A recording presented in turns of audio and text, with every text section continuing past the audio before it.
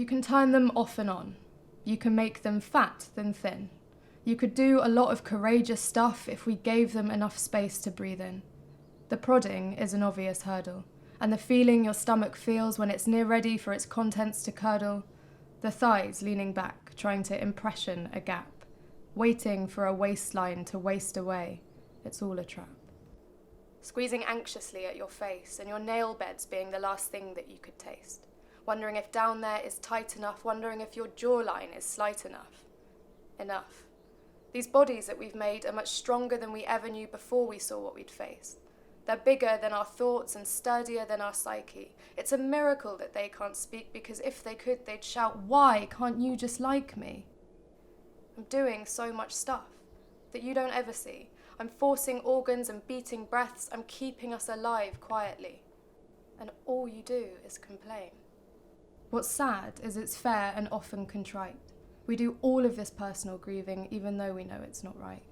But how can we change our learned perceptions when the thoughts that we breed are invited to receptions daily? To listen to our own lack of worth, when our bodies are trailed through media's dirt, when school's not about grades but the length of your skirt. If I'm half a size smaller, will I be liked first? I've only had liquids, so how do I quantify thirst? When sex isn't about love, but how much did it hurt? When do we remember our worth? It really is worth it to think about how we're working, not to fixate on the vanity parade that we're constantly scrolling and old school surfing.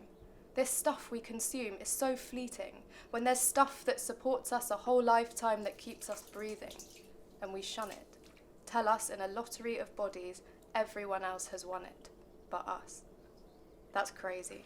Crazy that we fill ourselves with so little that we're hazy. We can't think properly, because our diets are so light that our concentration's sloppy, that our skin is so grim because we drink ourselves so wobbly, our head bangs so bad that we can't help but think somberly.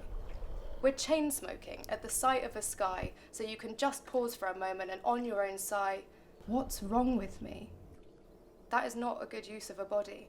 It should be angry and charging, not knackered and starving. It has so much power to be starting anything we drive it towards. Past a distraction of how we treated it before, past us ignoring its own personal encore, to be reignited. For the love of whatever is good, what the hell are we fighting? When the skin we're in holds us closer than our next of kin ever could. Why are we fighting against something that gods never would? Why are we bowing to a new fate that our muchness is weighed up to the weight that we weigh?